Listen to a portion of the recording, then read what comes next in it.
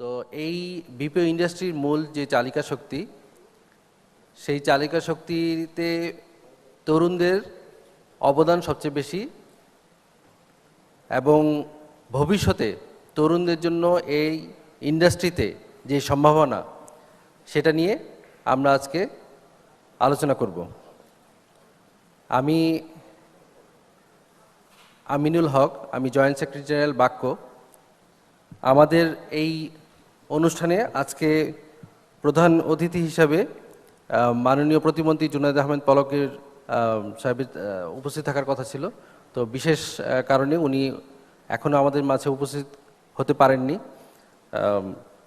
আমাদের মাঝে উপস্থিত আছেন বাংলাদেশ ওপেন সোর্স নেটওয়ার্কের জেনারেল সেক্রেটারি জনাব মুনির হাসান এবং উপস্থিত আছেন সেক্রেটারি জেনারেল বাক্য জনাব তৌহিদ হোসেন। তা আমি এই অনুষ্ঠানের শুরুতেই তৌহিদ হোসেন সাহেবকেও আমাদের যে স্টুডেন্ট অ্যাক্টিভিশন প্রোগ্রাম নিয়ে যে আমরা বিপিও ইন্ডাস্ট্রিতে এই বিপিও সামিট উপলক্ষে যেই ব্যবস্থা ছিল সেটা নিয়ে আমরা কি করেছি আগে এবং তার ফলশ্রুতিতে যারা যারা এখানে একটি সুযোগ অলরেডি পেয়ে গেছেন তাদের নিয়ে কিছু সামনে তুলে ধরার জন্য অনুরোধ করছি। জনাব তৌহিদ হোসেন, প্লিজ। আসসালামু আলাইকুম। Good morning. Good morning. এখনো হয়নি, আমরা ইন্টারভিউ প্রসেস থেকে আসছি না সবাই। So good morning. Perfect. So আমাদের সবাইকে ওয়েলকাম টু বিপিও ওয়ার্ল্ড। আমার নাম তৌহিদ হোসেন। Thank you. আর আমরা সরি যে অলরেডি আমরা আপনাদেরকে অনেকক্ষণ ওয়েট করিয়েছি, কারণ এভরি মিনিট এভরি আওয়ার আপনাদেরকে অনেক হিসাব করতে হয় না অফিসে কাজের জন্য।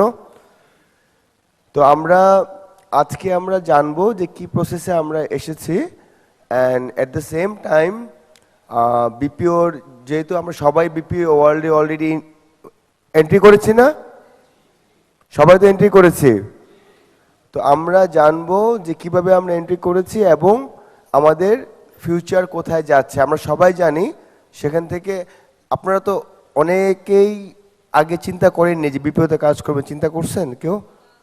অনেকেই করেন নাই। তো আমরা এখন চলে যাচ্ছি আমাদের বিপিও সামিটের যে activation program and recruitment statistics, যে কিভাবে আমরা রিক্রুটমেন্টটা করেছি এবং কিভাবে আপনারা আমাদের এই ফ্যামিলি মেম্বার হিসেবে জয়েন করেছেন। So next slide. ইউনিভার্সিটি ক্যাম্পেইনগুলি শুরু করেছি। আমরা কিন্তু শেষ করিনি। এটা 2021 পর্যন্ত বাংলাদেশে যখন প্রতিটা মানুষ বিপিও সম্বন্ধে জানা বাকি থাকবে, আমরা কন্টিনিউ করব। সো আমরা অলরেডি 17 নভেম্বর থেকে অনলি, আজকে কয় তারিখ? আপনাদের ইন্টারাকশন লাগবে, সবাই আপনারা ইয়াং ইউথ এবং আপনারা দেশের brand ambassador for BPO industry. We already conduct more than 14 university campaign. It's huge. Less than 1 month we conduct 14 university campaign. এবং আপনারা দেখেন টোটাল আমাদের ক্যাম্পেইনগুলি যেগুলি হয়েছিল, মোর দেন 7,000 আমাদের পার্টিসিপেশন ছিল। ফাইনাল ইয়ার গ্র্যাজুয়েশন কমপ্লিট করছেন বাকি সবাই, অনেক হাত। সো দেখেন যারা ফার্স্ট ইয়ারে আছে ওনারা জব করছেন, আর যারা গ্র্যাজুয়েশন কমপ্লিট করেছেন ওনারা জব করছেন। আর যখন উনি ফার্স্ট ইয়ার থেকে কমপ্লিট করে গ্র্যাজুয়েশন কমপ্লিট করবে, ওনার প্রমোশনটা তাড়াতাড়ি হবে না? এটা তো আমরা বুঝতে পারছি যে আমাদের এখন স্টুডেন্ট যারা কাজ করছে, নাম্বার 1 আপনারা এক্সপিরিয়েন্স পাচ্ছেন, নাম্বার 2 আপনারা কাজ শিখছেন, নাম্বার 3 আপনারা আপনাদের নিজস্ব খরচটাকে নিজেরাই মেনটেন করতে পারছেন। সো আমাদের যে ইউনিভার্সিটি ক্যাম্পেইনগুলি হয়েছিল, ব্রাদার এই স্লাইডটা অ্যাঙ্গেলে থাকার কারণে ইয়েলো আসতেছে, কিছু দেখতেছি না। ল্যাপটপটা যদি আমাকে দিয়ে দেন তাহলে আমার একটু ভালো হবে। হ্যাঁ প্লিজ। যাবে না, তারপরে ঘুরে দিন তাহলেই হবে। ওকে, আমার হ্যান্ড মাইক আছে। বেসিক্যালি আমরা বাংলাদেশের আপাতত 3টা ডিভিশনে আমরা কভার দিয়েছি। ঢাকাতে দিয়েছি, চিটাগাং দিয়েছি, সিলেট দিয়েছি, এবং 3টা ডিভিশনে আমাদের ইন টোটাল 14 ইউনিভার্সিটিকে কিন্তু আমরা অলরেডি সেমিনার কন্ডাক্ট করেছি, এবং ইন টোটাল এই প্রসেস থেকে till now we received 15,000 CB. So 15,000 CB যে আমরা পেয়েছি, তার মানে কিন্তু অনেক, মানে এত কম সময়ে, তাহলে পার ডে আমাদের লেস দেন 5, মানে মোর দেন 500 সিবি আমরা রিসিভ করেছি এভরিডে। তো এতগুলি সিবি প্রসেস করতে কিন্তু সময় লাগে, কারণ আমরা চাই কোয়ালিটি ইন্টারভিউর মাধ্যমে আপনাদেরকে প্রসেসে ইনভলভ করাতে। অনেকে হয়তো বা এখানে আছেন যারা ইন্টারভিউতে কল এখনো পাননি, তো তারা খুব শীঘ্রই পাবেন, কারণ আমরা প্রসেস অনুযায়ী সেই ইন্টারভিউগুলি নিয়ে অলরেডি আমরা 239 মানে গত পরশু দিন ছিল, এটা এভরিডে বাড়ছে। সো 239 এমপ্লয়িজ আমাদের অলরেডি আমাদের বিপিও পুলে অ্যাড অলরেডি হয়ে গিয়েছে। আমরা বুঝতে পেরেছি অলরেডি 239। অনেকের যারা ফ্রেন্ডসরা সিবি দিয়েছে আপনাদের ইউনিভার্সিটি, যারা এখনও কল পায়নি, আপনারা মেসেজটা দিয়ে দিবেন, যেটা কন্টিনিউয়াস প্রসেসে হয়তোবা এই মাসের মধ্যে ওনাদের ইন্টারভিউ প্লাস ওনাদের সিলেকশনটা হয়ে যাবে। দেখেন আমরা এই যে 14 ইউনিভার্সিটি করেছি 3টা ডিভিশনের মধ্যে, সিলেটে কল সেন্টার ছিল, এখন নেই, কিন্তু সিলেটের লোকরা তো ঢাকায় লেখাপড়া করতে আসে না? যদি আমরা এখন থেকে না জানাই, ওনারা জানবে কিভাবে যে কল সেন্টারের বিজনেসটা বা কল সেন্টারে কাজ করার অপরচুনিটি কি আছে? তো আমরা চিটাগাং করেছি, চিটাগাং আমাদের অলরেডি অনেকগুলো কল সেন্টার আছে, বাংলাদেশে বিপিও সেন্টার আছে। আপনারা সবাই জানেন যে আমরা অনেকে কল সেন্টারে কাজ করি, অনেকে ডেটা এন্ট্রিতে কাজ করি। ডাটা এন্ট্রি কাজ করার লোক আছে না আমাদের সাথে? একটা হাত তুলবেন যে নন ভয়েসে কাজ করছে এখানে, নন ভয়েসে কাজ করছে। সেই নন ভয়েস হলো পুরো যে বিপিও ইন্ডাস্ট্রি, যে আপনারা বিজনেস প্রসেস আউটসোর্সিংয়ে কাজ করছেন, তার মধ্যে কিন্তু একটা বড় অংশ নিয়ে আছে নন ভয়েস কাজ। ভয়েস কাজ আমরা কল সেন্টারে কাজ করার সময় চ্যাটিং করতে হয় না কাস্টমার সাথে, ওয়েব চ্যাটে কাজ করি না, আমরা সার্ভিস দেই না, এখানে কথা বলতে হয়, তখন চ্যাটিংয়ের সময় কথা বলতে হয় আমাদের, চ্যাটিংয়ের সময় কিন্তু কথা বলতে হয় না, আমরা টাইপ করে করে কথা বলতে পারি। তাহলে ওই সময়টা হলো আমাদের ইম্পর্টেন্ট হলো টাইপিং স্কিলস। আমরা ট্রেনিং পেয়েছি সবাই, সবাই মনে হয় পাননি, কিছু কিছু পেয়েছেন, কিছু আজকে 7 দিন 8 দিন আমাদের ট্রেনিং চলে। যারা 1 তারিখে জয়েন করেছেন, আজকে 10 তারিখের মধ্যে অনেকে হয়তো লাইভ কলে বসতে পারেন নাই, কিন্তু আপনারা যে কলে বসবেন আপনাদের কিন্তু অনেকগুলো মাল্টি স্কিল ডেভেলপ হবে। আপনাদের রিক্রুটমেন্টের পরে আপনাদের নেগোসিয়েশন বলেন, সেলস স্কিল বলেন, আপনাদের কমিউনিকেশন স্কিল যে ডেভেলপমেন্টটা করবে আফটার ওয়ার্কিং অ্যাটলিস্ট আফটার 3 ইয়ার্সের পরে, কিন্তু অটোমেটিক্যালি আপনাদের কনফিডেন্স লেভেল এবং একটা ভালো জায়গায়, মানে সবাই তো একটা প্ল্যান থাকে না? যখন লেখাপড়া ইউনিভার্সিটি ঢুকছেন, প্ল্যান ছিল আমি এই ব্যাংকে ঢুকবো, প্ল্যান ছিল আমি একটা মাল্টিনেশনাল কোম্পানিতে ঢুকবো, থাকে তো। কিন্তু তার আগে কিন্তু হয়তোবা আপনাদের প্ল্যানটাতে মনে হচ্ছে যে একটা ব্রেক হলো, আহা আমাদের হঠাৎ করে বিপিওতে চলে আসলাম, কিছু পাইলাম না, জয়েন করলাম, দেখি কয়দিন কাজ করে ছেড়ে দিব, মাথায় আসতে পারে না? শর্ট টাইমের জন্য আসলাম। বাট আপনাদেরকে মনে রাখতে হবে যে আপনাদের যে স্কিলগুলি ডেভেলপ হচ্ছে সেটা কিন্তু আপনাদের ট্রান্সফারেবল স্কিল, আপনারা কিন্তু নিয়ে যাচ্ছেন, আমরা কিন্তু রেখে দিচ্ছি না। যে নলেজটা আপনাদের ডেভেলপ হচ্ছে আপনারা কিন্তু সাথে করে নিয়ে যাচ্ছেন। কি স্কিল এটা? Transferable skill. আমরা সবাই জানি স্কিলটার নাম কি? সো আমরা স্কিলটা আপনাদেরকে দিয়ে দিচ্ছি, এবং এটা আপনাদের অ্যাসেট হিসাবে সারা জীবন আপনাদের সাথেই থাকবে। দেখেন আমরা যে ইউনিভার্সিটি ক্যাম্পেইনগুলি করেছি, আসলে ছবি হলো মেমোরি, অ্যান্ড আমাদের প্রচুর ফিডব্যাক। যদি আমাদের সোশ্যাল মিডিয়াটা আরও একটু অ্যাক্টিভ থাকতে পারতাম আমরা, আপনারা জানতেন অনেকে সোশ্যাল মিডিয়া থেকে, যেহেতু ফেসবুক আমাদের বন্ধ আছে, তো আমাদের একটা পেজ আছে, সেই পেজ থেকে আমাদের ছবিগুলি আমরা পরে আপ করবো, আপনারা দেখতে পারবেন, যেখানে আমাদের এই 14 ইউনিভার্সিটির, আমরা নেক্সট স্লাইডে যাই, লাইক আমাদের হাইয়েস্ট ছিল 1000 পিপলস একসাথে, is a huge, C the hall room, highest আমরা 1000 ক্যারিয়ার ওরিয়েন্টেড যারা interested for working with the BPO sector, তাদের নিয়ে আমরা কাজ করেছি। এবং ট্রাস্ট মি, এটা ঢাকা পলিটেকনিক্যাল একটা ছবি যেখানে 3 আওয়ার্স কেউ একজনও আমাদের ভেন্যু থেকে মুভ করেনি। তার মানে কিন্তু বোঝাচ্ছে আমরা গান শোনাচ্ছিলাম তা না, তার মানে বোঝাচ্ছে যে ওনারা কাজ করতে চায়, সবাই কাজ করতে চায়, যে কাজ করার জন্য ওনারা 100% কিন্তু কনসেন্ট্রেশন দিয়েছে কিভাবে নিজেদেরকে ডেভেলপ করা যায়। আমরা বুঝতে পেরেছি এটা। নেক্সট আরও কিছু ছবি, কিছু সেলফি স্টিক। আমরা আমাদের জব পার্টনার হিসেবে ছিল বিক্রয়.com। আপনারা যারা বিক্রয়.com মধ্যে অ্যাপ্লাই করেছেন এখন ওই পোস্টটা ওপেন আছে, তো আপনারা আপনাদের ফ্রেন্ডসকে, আপনাদের রিলেটিভ যারা আপনাদের ওয়েল উইশার আছে তাদেরকে অ্যাডভাইস করতে পারেন আমাদের জব সাইটে আরও অ্যাপ্লাই করার জন্য। এবং আমাদের আইটি পার্টনার ছিল আমরা নেটওয়ার্ক। আমরা নেটওয়ার্ক থেকে আমরা এভরি ইউনিভার্সিটিতে একটা অ্যাক্টিভেশনের কুইজ পার্ট ছিল, যেখানে আমরা স্মার্টফোন দিয়েছি, গিফট দিয়েছি, সেলফি স্টিক দিয়েছি। সো নেক্সট আমরা একটু পরিচয় হব। হ্যাঁ, প্রথমত হলো আমরা বিভিন্ন কোম্পানিতে এখন কাজ করছি না, কাজ করছি তো এখন সবাই।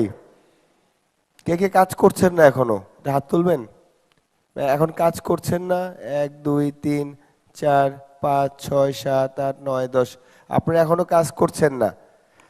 আমি নাম বলছি, জাস্ট আমরা যার যার সিট থেকে একটু আমরা হাত তুলে আমরা অ্যাকনোলেজ করবো আমরা এই কোম্পানির। ওকে, সো প্রথমত হলো যে আমরা, আচ্ছা বসে নেই, কিছু নতুন আমাদের কলিগস এসেছে, আমরা একটু তাড়াতাড়ি বসে যাই প্লিজ। ডিজিকনে কাজ করছেন এমন কারা আছেন হাত তুলবেন প্লিজ। ও সবাই একসাথে বসছেন না সব কলিগসরা, নাইস। জেনেক্সে কাজ করছেন, ভার্গোতে কাজ করছেন, ওয়াও হিউজ টিম। এসএসএল এ কতজন? 50, গ্রেট। এসএসএল এর কোনো রিপ্রেজেন্টেটিভ কি এখন আছেন এসএসএল থেকে, এইচআর এর বা আদার্স ডিপার্টমেন্টের? নাইস। মাইয়ার সুসিং কেউ আছেন representative? Thank you, thank you. আমরা কেউ তালি দিচ্ছি না কারোর জন্য, তাই না? এতগুলি কোম্পানিকে আমরা ডাকছি, আপনাদের কলিগ, আমরা কাউকে কোনো, শুনেন, মানুষের কে উইশ করলে, মানুষকে যদি আপনারা আরো বেশি অ্যাপ্রিসিয়েশন দেন আরো বেশি কিন্তু কাজ হবে। আমরা যে ইন্ডাস্ট্রিতে এখন আছি, অনেকে কিন্তু আমরা স্টুডেন্ট থেকে আসছি। স্টুডেন্ট অবস্থা ইউনিভার্সিটির যে কালচার আর অফিসিয়াল কালচার কিন্তু অনেক পার্থক্য আছে। আপনারা এখন অনেক বেশি কিন্তু নেগোসিয়েশন আপনাদের হবে, আপনাদের কেয়ারিংটা বাড়বে, আপনাদের স্কিলগুলি ডেভেলপ করবে, আপনাদের ইন্টারপার্সোনাল রিলেশনশিপ এখন অনেক বাড়বে, আপনাদের বিজনেস কমিটমেন্ট কিন্তু অনেক বাড়বে। সো এই যে পোর্শনগুলিতে আমরা কাজ করছি, সেখানে কিন্তু আপনাদেরকে ফিউচার লিডার হিসেবে আমরা চিন্তা করছি। ফিউচার লিডার কারা? ফিউচার লিডার কারা? আমাদের এত আস্তে আস্তে কেন? আমরা যখন কথা বলবো বিল্ডিং ভেঙে যাবে। ফিউচার লিডার কারা? Thank you. সো আইএসএসএল এর কে কে আছেন একটু হাত তুলবেন। থ্যাংক ইউ, ওনাদের জন্য একটা জোরে তালি। ফিফোটেকের কে আছেন? দাঁড়িয়ে গেছেন, দাঁড়িয়ে বলেছি বসেন। Thank you. না আসলে ফিফোটেকটা আমার কোম্পানি তো, ওনার সবাই দাঁড়িয়ে গেছেন এর জন্য মনে হয়। Anyways, next slide. And thank you. সবার জন্য একটা জোরে করতালি। আমাদের এই সেমিনারটা আমি এখন আমাদের মাননীয় অতিথি মুনির হাসান ভাই, ওনাকে হয়তো অনেকে টিভিতে দেখেছেন, পত্রিকায় দেখেছেন, উনি খুবই একজন জ্ঞানী মানুষ। আপনারা আজকে ট্রাই করবেন ওনার সময়টা সম্পূর্ণভাবে নেওয়ার জন্য। মুনির হাসান ভাইকে আমি অনুরোধ করছি আমাদের মঞ্চে এসে, আমাদের স্টেজে এসে কথা বলার জন্য। আমাদের এখান থেকে বলবেন মনির ভাই? আচ্ছা, আমাদের এই সেমিনারটার পরে আমাদের সামান্য একটা রিফ্রেশমেন্টের ব্যবস্থা আছে, আপনারা অবশ্যই শৃঙ্খলা বজায় রেখে রিফ্রেশমেন্টটা গ্রহণ করবেন। থ্যাংক ইউ, ধন্যবাদ। সবাইকে শুভ সকাল, আসসালামু আলাইকুম। আমরা একটা কাজ করি, একটা তালি দেই জোরে। আচ্ছা, আমরা একটা কাজ করি, এই যে সামনে চেয়ারগুলো খালি আছে, পিছন থেকে কয়েকজন সামনে আসেন তো। ওই নেতা হইতে হইলে পিছনে বসলে হবে না তো। সবাই আমি দেখি সবাই পিছনে এসে বসছে, সামনে আসেন দেখি কে কে সামনে আসতে পারেন তাড়াতাড়ি। এখানে 2টা রো খালি আছে। এই ফাঁকে আমি একটু অনুরোধ করব, আমাদের মাঝে এসে উপস্থিত হয়েছেন আইসিটি ডিভিশনের অতিরিক্ত সচিব আমাদের হারুন স্যার, স্যার আপনি যদি একটু আসেন, আপনার একটু কথা আমরা একটু শুনবো পরে।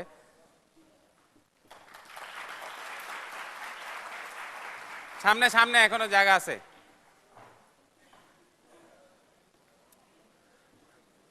আজকে আমাদের যে বিষয়বস্তু Bangladeshi youth to drive BPO industry, আসলে ধরেন এইটুকু ইউথ টু ড্রাইভ বাংলাদেশ, এটা হচ্ছে আসলে মূল কথা।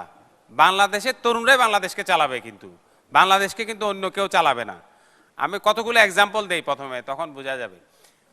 ময়মনসিংহের খুব গ্রামের মধ্যে একটা অত্যন্ত দুর্যোগ এলাকায় আর কি, যেখানে যেতে নৌকা করে অনেকভাবে যেতে হয়, ওখানে একটা গ্রামের নাম হচ্ছে কলসিন্দুর। বাংলাদেশ অনূর্ধ্ব 14 বছর যে বাংলাদেশ দল আছে, মেয়েদের ফুটবল খেলে, সেখানে 11 জনের মধ্যে 9 জনে ওই গ্রাম থেকে আসছে, এবং ওদেরকে নিয়ে একটা ভিডিও ডকুমেন্টারি তৈরি করা হয়েছে। তো ভিডিও ডকুমেন্টারি করতে যারা যাবে তারা জানতে চাইছে যে আমরা তোমাদের জন্য কি নিয়ে আসব। ওরা বলছে আমাদের জন্য খাওয়া নিয়ে এসে। তারপর বলছে আর কি আনবো, বলবো যে একটু বেশি করে আনবেন, যেন আমাদের বেঁচে যাওয়া খাবারগুলো আমরা আমাদের বাবা মাকে খেতে দিতে পারি। তারা বাংলাদেশ ফুটবল কিন্তু কোনোদিন ইরানকে হারাইতে পারে নাই, ওদের দল ইরানকে হারিয়েছে। এবং আপনারা জানেন যে নেপালে ওই ভূমিকম্প হওয়ার কারণে ফাইনাল খেলাটা হয় নাই, বাংলাদেশ এবং নেপালের ফাইনাল খেলাটা পেন্ডিং আছে। ওটা হলে এই অনূর্ধ্ব 14 কাপের বিষয়টা আমরা বুঝতে পারবো। এটা একটা ছোট্ট এক্সাম্পল যে বাংলাদেশের মেয়েরা কোথায় থাকে, এমন এক জায়গায় যেখানে খেতে পারে না ঠিক মতো, কিন্তু পতাকাটা খুব ঊর্ধ্বে তুলে ধরতে পারে, তাই না? এই যে কয়দিন আগে আপনারা দেখছেন ওয়াসফিয়া নাজরিন, সে কি করলো, 7টা মহাদেশের 7টা শৃঙ্গ জয় করে এসছে। বাংলাদেশি ইয়ুথরা কিন্তু হাইলি পটেনশিয়াল, এবং কতটা পটেনশিয়াল আপনি খুব ভালো মতো খেয়াল করেন যে আমাদের দেশে কিন্তু এখন আমরা বলছি আমাদের 65% হচ্ছেন আপনারা, হ্যাঁ, যাদের বয়স 35 বছরের নিচে, এরকম হচ্ছে 65%। তাইলে কি হবে, কি কি ঘটনাগুলো ঘটবে সামনের দিকে, সুযোগগুলো খেয়াল করেন। আমি গেছি 2011 সালে world society for the information society world summit, ওইটার একটা কনফারেন্সে গেছি আমি তখনকার আইসিটি মন্ত্রীর সঙ্গে। তা আমাদের একটা প্রেজেন্টেশন ছিল, আমরা একটা প্রেজেন্টেশন দিলাম। তারপর আমাকে এক লোক বললো যে চলো তোমার সঙ্গে একজনকে পরিচয় করাই দিই। তা আমাকে নিয়ে গেল, দেখি এক লোক কফি খাচ্ছে, লম্বা মতো শুকনা, ইউরোপিয়ান লোক বোঝা যায়। সে প্রথমে খেয়াল করলো না, আমার সাথে যে লোক যে আমাকে ইন্ট্রোডিউস করলো, সে আবার বলল যে mister Munir Hasan, he is from Bangladesh. Say coffee খাচ্ছিল, সে কিন্তু দাঁড়াইলো, দাঁড়ায় কফির কাপটা রাখলাম, রাখা বললো যে আর ইউ ফ্রম বাংলাদেশ। আমি বললাম ইয়েস। আমি বললাম যে তুমি দাঁড়াইছো কেন? আমি যে কোনো বাংলাদেশি লোক দেখলে দাঁড়াই যাই। তখন আমি বললাম যে ভাই কেন, কি হয়েছে, আমরা কি অপরাধ করছি? বলে যে দেখো আমি নোকিয়া সেকেন্ড ম্যান, আমি দ্য সিটিও অফ নোকিয়া। তাহলে তুমি দাঁড়াই যাচ্ছ কেন, তুমি বসে থাকবা? বলে যে না, তোমার দেশে প্রতি মাসে নোকিয়ার যতগুলো টেলিফোন হ্যান্ডসেট বিক্রি হয়। তা আমি হাসলাম। তা আমি বললাম যে এর মানে কি? বলে মানে খুব simple, you are feeding me, তোমাদের টাকায় আমি বেঁচে আছি, তোমাদের টাকায় আমি আজকে এখানে বেড়াইতে আসছি। You are very big. কত বড়?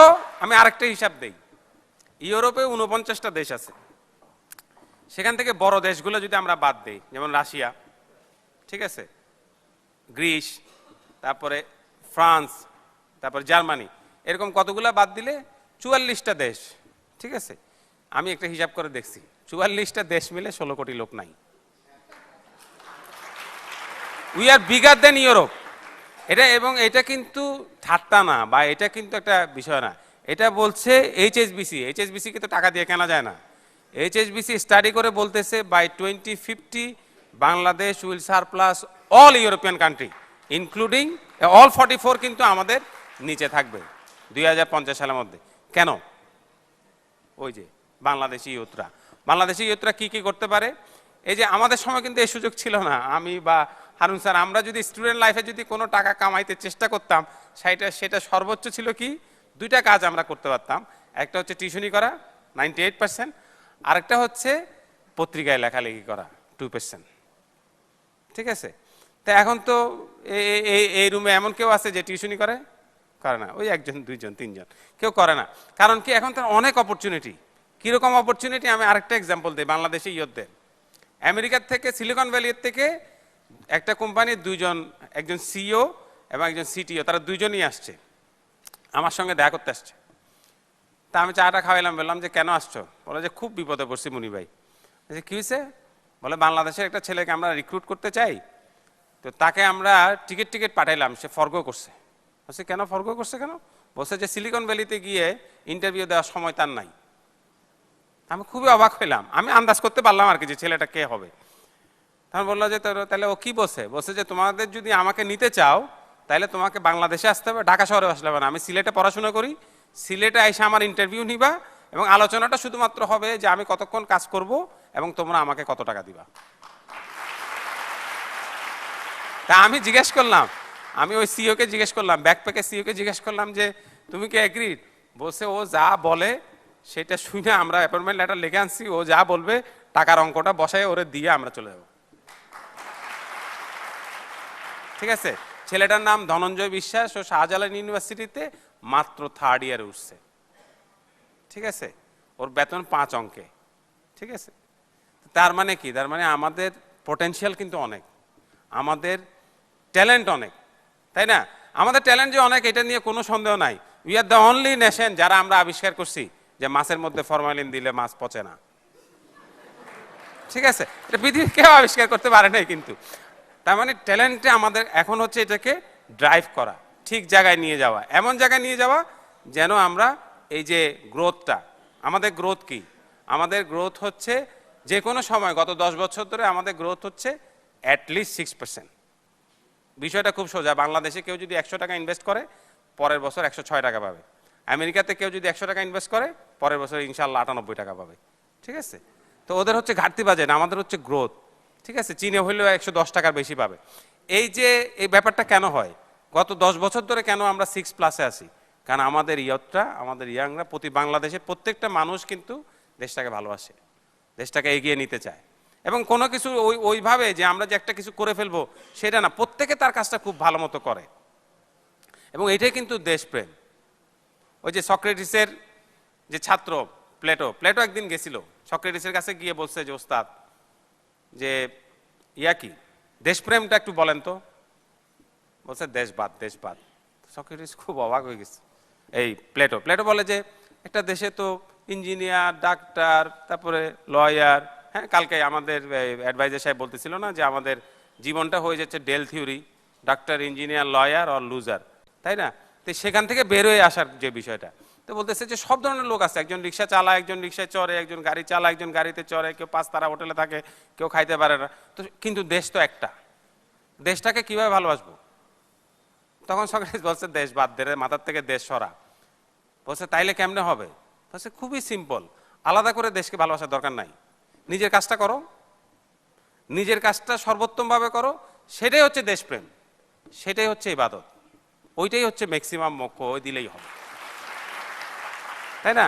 কাজে ওই কাজটাই করতে হবে, এবং ওই কাজটা করার এই সুযোগটা এটা কিন্তু আগে ছিল না। আমরা যেমন কালকে খুব বড় গলায়, খুব বড় আশা নিয়ে বলতেছি, আমরা 2021 সালে বিপিও সেক্টর থেকে মাত্র $1 মিলিয়ন, মাত্র কেন বলতেছি $1 বিলিয়ন, এই জন্য যে সেটা হচ্ছে বিশ্ববাজারের যে বিপিও বাজার তার মাত্র 500 ভাগের 1 ভাগ। আমরা হলাম বিশ্বের আমাদের জনসংখ্যা আমরা বিশ্বের 24 ভাগের 1 ভাগ কিন্তু। ঠিক আছে, সেখানে আমরা চাচ্ছি মাত্র 500 ভাগের 1 ভাগ। কেন? 2021 সালে যদি আমি 500 ভাগের 1 ভাগে যাইতে পারি, গতকাল যারা আমাদেরকে ফলো করছে তারা নিশ্চয়ই জানেন যে আমাদের গ্রোথ হচ্ছে 100%। ঠিক আছে, প্রতি বছরই কিন্তু আমরা দ্বিগুণ হচ্ছি। ওই জহিরানের ওই কথা আসছে, ফাগুনে আমরা ডাবল হব, আমরা কিন্তু প্রতি বছরই আমাদের বিপিও সেক্টরে ডাবল হচ্ছি। 2007 সাল থেকে এই মাত্র $26 মিলিয়ন দিয়ে শুরু হয়েছিল, এখন $130 মিলিয়ন হয়েছে। এটা কিন্তু প্রতি বছর, আগামী বছর কিন্তু $260 মিলিয়ন হবে, প্রতি বছরই বাড়তে থাকবে। এই বাড়াটাকে আমরা কখন ফোর্সফুল করতে পারবো, কখন এটাকে সাস্টেনেবল করতে পারবো? যদি আমাদের ইয়তরা এই দায়িত্ব নেয়। ঠিক আছে, তা আমাদের ইয়তরা এই দায়িত্ব নিতে হলে তাকে রেডি হইতে হবে। রেডি হওয়ার একটা হচ্ছে ইংরেজি, একটা হচ্ছে ইংলিশ, কিন্তু এখন আর একটা ল্যাঙ্গুয়েজ নাই, ইংলিশ হয়ে গেছে একটা টুলস ফর চেঞ্জ, এটাতে দক্ষ হইতে হবে। 2 নম্বর হচ্ছে কমিউনিকেশন স্কিলও খুব ভালো হইতে হবে। ঠিক আছে, আমি ঘরের মধ্যে সব বাতি নিভাই দিয়ে একটা সুন্দরী মেয়ের দিকে তাকায় অনেকক্ষণ হাসলাম, আমার কি লাভ? কোনো লাভ হবে? হবে না। কাজে আলো জ্বলা অবস্থায় যা করতে হবে আমাকে আলো জ্বলা অবস্থায় করতে হবে। তো এই জিনিসগুলো, সেই লজ্জাটা যেন না থাকে, সেই কমিউনিকেশনটা যেন আমি করতে পারি, সেটা হচ্ছে আমার একটা স্কিল। এবং এই স্কিলটার জন্য সায়েন্স পড়তে হবে, কমার্স ব্যাকগ্রাউন্ড হইতে হবে, এগুলো কিছু যায় আসে না, কোনো কিছু যায় আসে না। এখন একমাত্র কাজ হচ্ছে মাথাটাকে খাটানো। ওই যে একজন খুব বিখ্যাত লোক আছে, আমি তার নামটা পরে বলি, তারা হয়তো চেনা যাইতে পারে। এই লোকটা একটা কোম্পানি বানাইছিল, ছোট একটা কোম্পানি, 3 জন লোক ছিল, তারা আরেকটা কোম্পানির সঙ্গে চুক্তি করতে গেছে। চুক্তি করতে যাওয়ার পরে জিজ্ঞেস করলো, জিজ্ঞেস করে সব এই যে আমরা করি না, পিচ করি, করার পরে তো যে কোম্পানির কাছে গেছে ওরা বলছে খুব উই আর এগ্রিড, তোমাদেরকে আমরা এখন $100,000 দিব। তো শুকনা পাতা একজন চশমা পরা ছেলে, হ্যাঁ, সে একটা টাই পরে গেছে, যে টাইটা সকালবেলা কিনছে, কারণ ওরা ওই জায়গায় গিয়ে আবিষ্কার করছে টাই কিনে নাই। তখন একটা দোকানের সামনে দাঁড়াইছিল, দোকান খুলছে, টাই লাগাইছে, টাই লাগাই তাড়াতাড়ি দৌড়ায় গেছে, গিয়ে বলছে যে আমরা $1,00,000 চাই না। তখন ওরা খুব অবাক হয়েছে, তাহলে কি চাও? বলছে আমাকে পিসি প্রতি $1 দিলে হবে। তো বড় কোম্পানিটা মনে করছে যে কতগুলো পাগল পাওয়া গেছে, বলছে যে তোমরা এখানে বসো, আজকেই চুক্তি হবে বলে ওদেরকে খাওয়া দাওয়া করে লয়ারকে ডাইকে আনছে যে 3 পাগলকে আমরা পাইছি, ওরা একটা অসাধারণ জিনিস বানাইছে, কিন্তু টাকা চাচ্ছে মাত্র $1 করে।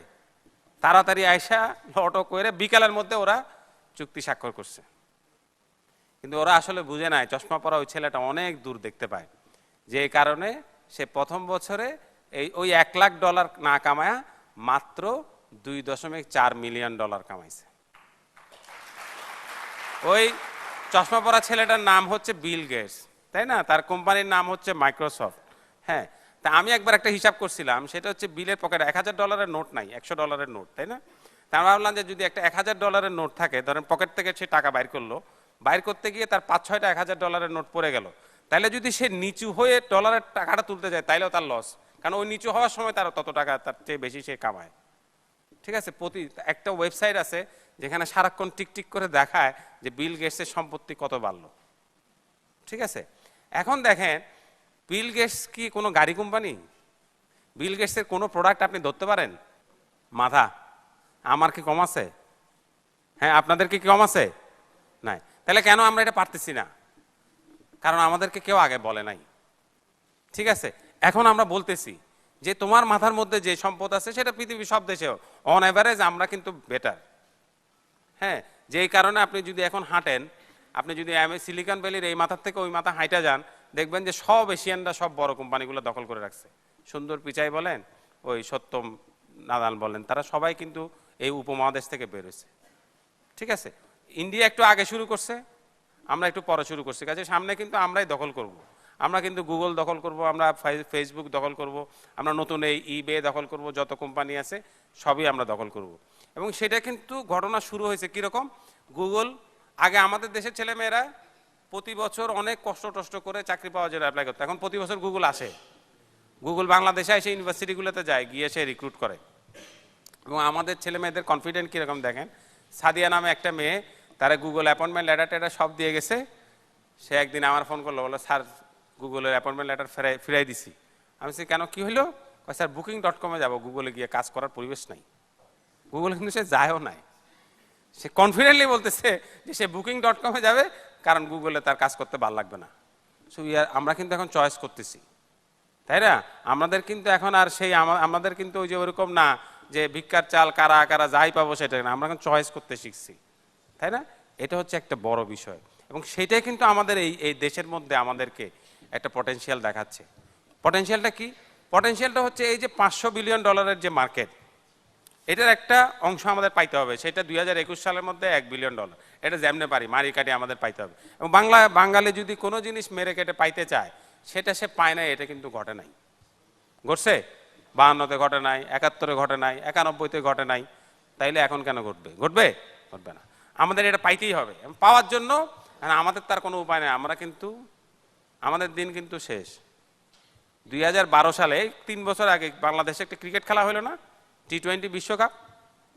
তো রাত্রেবেলা খেলা হচ্ছিল ইংল্যান্ডের সঙ্গে বাংলাদেশে, তো বাংলাদেশ জিতলো। এটার পরে তো হইচই করে সবাই রাস্তায় নেমে আসছে, আমার ছেলেটাও দৌড় দিল, তখন 6-এ পড়ে, সে দৌড়াইয়া নামলো। তা আমি ভাবলাম তা আমিও যাই। তা আমি যখন যাইতেছি তবে আমার বউ থামাইছে। আমি বললাম কি হয়েছে? তোমার টাইম শেষ।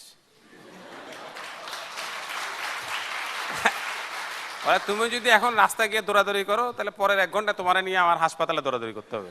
কাছে তুমি বাসায় বসে থাকো, ওগুলো ওর টাইম, ও দৌড়াদৌড়ি করে আসুক, রং ও ছোড়াছুরি করে আসুক।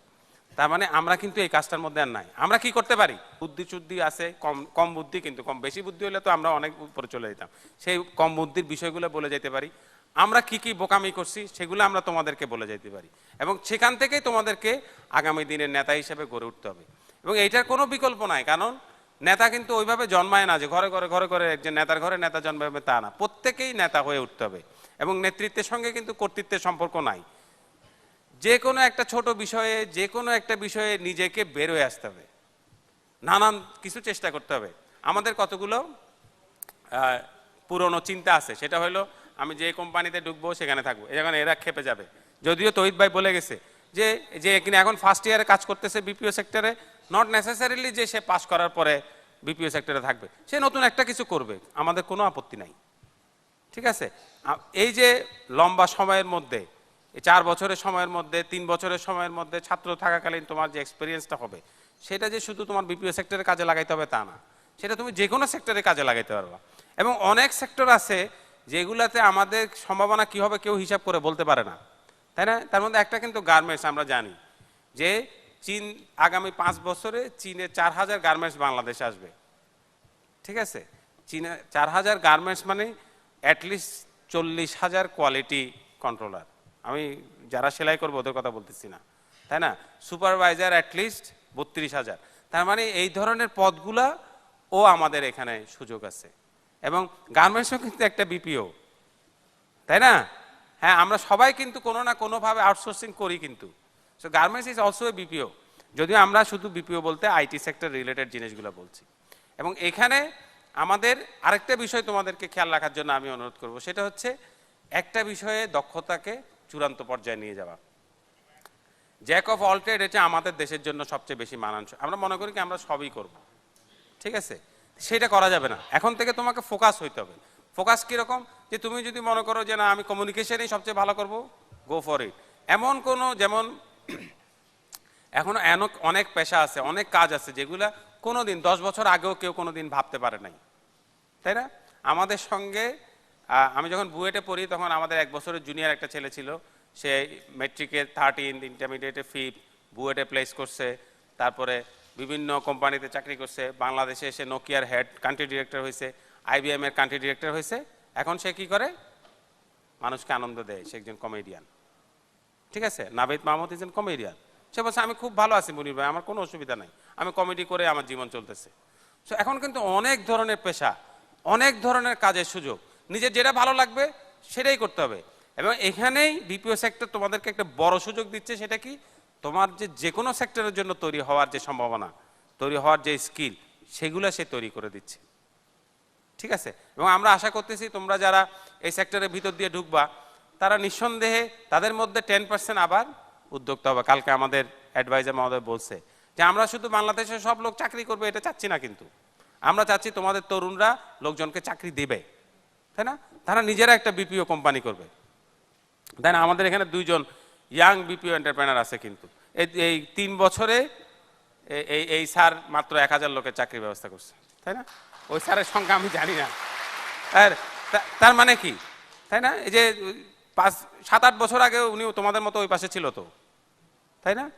আজকে এখানে আসে 1000 লোককে চাকরি দিচ্ছে। এবং মানুষের চাকরি দেওয়াটা হচ্ছে একটা বড় ইবাদত, কিন্তু তাই না? আর একটা লোকের দায়িত্ব নেওয়া, এটা তো খুব সহজ কাজ না। এবং সেইগুলো করার জন্য কিন্তু ইউ আর নাও রেডি। খালি তোমাকে ফোকাস হইতে হবে। ফোকাসটা কি, কিরকম ফোকাস হইতে হবে? ওই যে দ্রৌপদীকে পাওয়ার জন্য অন্যদিকে পানির দিকে তাকাইয়া একটা মারতে হয়েছে, তাই না? উপর দিকে তাকাইয়া একটা তীর মারতে হয়েছে। লক্ষ্যবিত হইতে হবে সেরকম, খুবই নিখুঁত থাকতে হবে।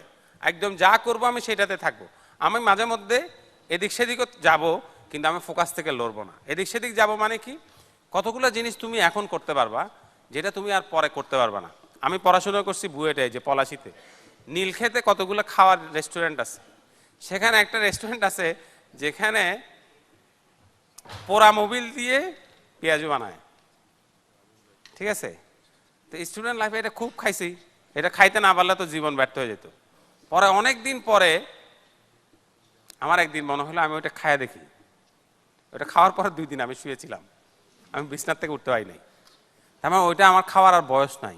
কাজে তোমার কিন্তু এখন একটা সুযোগ আছে, তোমার যা মনে চায়। তোমার যদি মনে হয় যে 5 জন মিলে আমরা এখন বান্দরবনের উদ্দেশ্যে চলে যাব, তাহলে অফিস থেকে 5 দিনের ছুটি নিয়ে বান্দরবন চলে যাও।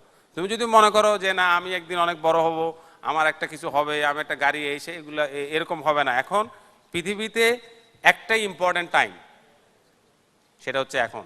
There is only one time that is important নাও।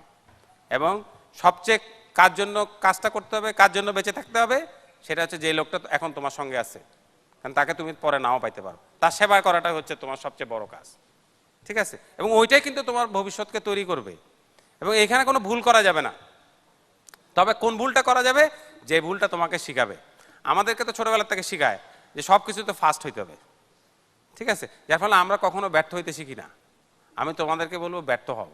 ব্যর্থ হওয়ার কিন্তু একটা আনন্দ আছে, না পারার একটা বেদনা আছে। প্রথম প্রেমটা ফেল করো, তাহলে পরের প্রেমটা শক্ত হবে, ঠিক আছে? কাজেই এই যে তোমার যে একটা আগ্রহ, তোমার যে একটা শক্তি, সেটাকে এখন এই অন্তর্নিহিত শক্তিকে বের করে আনতে হবে। বের করে আনার জন্য পড়াশোনা তো করতে হবে, নিজেকে তৈরি করতে হবে, অগ্রসর হইতে হবে। প্লাস এই যে আমরা যে একটা সুযোগ, বিপিও ইন্ডাস্ট্রিতে কাজ করার সুযোগ, আমরা একটা হিসাব করছি যে অনায়াসে কয়েকভাবে তুমি বিপিও ইন্ডাস্ট্রিতে যুক্ত হইতে পারো। একটা হইলো আমি সপ্তাহে 6 ঘন্টা করব, একটা হইলো আমি সপ্তাহে 2 দিন করব, একটা হলো আমি প্রতিদিন 4 ঘন্টা করব। এই সবগুলোই তো সম্ভব, তাই না? এটা কিন্তু আর অন্য কোনো সেক্টরও নাই। কোনো ব্যাংক তোমাকে এখন চাকরি দিবে না, ঠিক আছে? কোনো মাল্টিন্যাশনাল কোম্পানি তোমাকে এখন চাকরি দিবে না, যারা তোমরা এখন স্টুডেন্ট আছো। কিন্তু এটা বিপিও ইন্ডাস্ট্রি তোমাকে দিবে, হ্যাঁ? এবং বিপিও মানে যে শুধু তুমি কথা বলতে হবে তা না, শুধু যে ফোন করতে হবে তা না, অনেক কাজ আছে, হ্যাঁ, যে কাজগুলো আমরা অনেক সময় খেয়াল করি না। আমি শেরপুরে গেছি, শেরপুর অনেক দূরের জেলা, কিন্তু শীত পরে। তো ওখানে এক স্যার দেখলাম, কলেজের এক স্যার, উনি টিউশনই করে না, খুবই ফেমাস লোক, কিন্তু কোনো টিউশনই করে না। তা আমি স্যাররা জিজ্ঞেস করলাম যে স্যার আপনি টিউশনই করেন না কেন? করি তো। আচ্ছা, কথা অনলাইনে। আমি অনলাইনে 2টা ছেলেকে পড়াই, $500 পাই, আমার দরকার কি আর কিছু করার? বলে যে আমি বলে যে এগুলো কি করতে হয় কোন সময়? যে কলেজে যাওয়ার আগে, সকালে কলেজে যাওয়ার আগে আমি 2 ঘন্টা অনলাইনে ওদেরকে পড়াই। তখন তো আমি যখনকার কথা বলতেছি 2 বছর আগে, তখন কিন্তু উনি ওই যে দঙ্গল দিয়ে খুবই খারাপ ইন্টারনেট দিয়ে উনি পড়াইতো। এখন তো ওনার ওখানে অনেক ইন্টারনেটের ইমপ্রুভ হয়েছে। It is everything is possible now. হ্যাঁ, কীরকম পসিবল? আমরা যখন ছাত্র ছিলাম, আরেকটা গল্প বলি। আমরা যখন ছাত্র ছিলাম তখন বুয়েটে আমাদের এক স্যার সবসময় বোর্ডে একটা কার্টুন আঁকতেন। কার্টুনটা কীরকম? যে একটা কম্পিউটার ইন্টারনেটের সামনে একটা কুকুর বসে আছে, কি জানি করতেছে। আরেকটা কুকুর নিচের থেকে খুব অবাক হয়ে বলে, হেই তুই বেটা ইন্টারনেটে কি করস? মানে এই কুকুরটা কয়, আমি যে কুকুর ওটা তো ওই পাশে জানে না, চুপ করে থাক। এটার মানে কি? এটার মানে হচ্ছে internet is the level playing field. আমাকে তো দেখা যাচ্ছে না, যে আমাকে দিয়ে কাজ করাচ্ছে সে জানে না যে আমি আসলে কালা না সাদা। ও গায়ের রং দেখতেছে না, কিন্তু সে আমার হাইট দেখতেছে না, সে আমার সম্পর্কে কিচ্ছু জানে না, and he is not বোদার at all, যেগুলো দিয়ে কিচ্ছু যায় আসে না। সো এই একমাত্র দুনিয়াটা এখন ইন্টারনেটের কারণে সমান হয়েছে, তাই না? তা আমরা সেটা কেন অ্যাপ্রোচ করব না? আমাদের যে ব্রেন, সেটা কোনো অংশে কম না। 21 শতকে সবচেয়ে সেরা সম্পদ হচ্ছে নলেজ, এবং সেটা যদি আমি গেইন করতে পারি, তাহলে কেউ তো আমাকে ঠেকাইতে পারবে না। পারবে না। তাহলে আমরা সেই কাজটা কেন করব না? যে কাজটা আমাকে আগায় নিবে, যে কাজটা যোগফলে আমার দেশটা আগাবে। আমরা কিন্তু এখন, এবং এই কাজটাই কিন্তু আমাদের তরুণরা বুঝে না বুঝে, জ্ঞাতসারে অজ্ঞাতসারে কিন্তু করতেছে। সেই জন্যই আমরা কিন্তু ওয়ার্ল্ডের এখন 38th ইকোনমি, বিশ্বের 38তম অর্থনীতি হচ্ছে আমরা এখন, ঠিক আছে?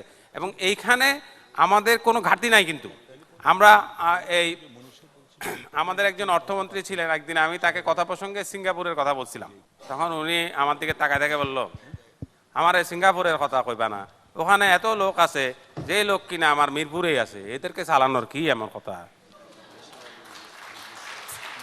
তাই না? যে আমাদের মিরপুরে যত লোক আছে, সিঙ্গাপুরে তত লোক আছে। তো কাজে সিঙ্গাপুরের ওই পার ক্যাপিটা ইনকাম দেখে আমাদের বিভ্রান্ত হওয়ার কিছু নাই। আমাদের মতো দেশে আমাদের ডেনসিটি কত? পৃথিবীতে সবচেয়ে বেশি লোক পার স্কোয়ার কিলোমিটার আমাদের দেশে থাকে। যদি সারা পৃথিবীর 700 কোটি লোককে আমি আমেরিকা নিয়ে যাই, তাহলে আমেরিকার ডেনসিটি কত হবে? এটা আজকে বাসায় গিয়ে হিসাব করবেন, আমি হিসাবটা বলি। বাংলাদেশে প্রতি বর্গ কিলোমিটারে লোক আছে 1100 লোক, আর সারা পৃথিবীর লোক যদি আমেরিকা নিয়ে যাই, তাইলে হবে 780 জন। আমেরিকার কৃষকরা তখন কি বলবে, এই ঘটনা যদি ঘটে আমেরিকার সব কৃষক এসে আমার কাছে বলবে যে মুনির ভাই আমাদেরকে মঙ্গল গ্রহে পাঠাই দেন, আমরা এদেরকে খাওয়াইতে পারবো না। কিন্তু আমাদের কৃষক দেখেন এই বছর আমরা কিন্তু খাদ্যে সারপ্লাস আছি না?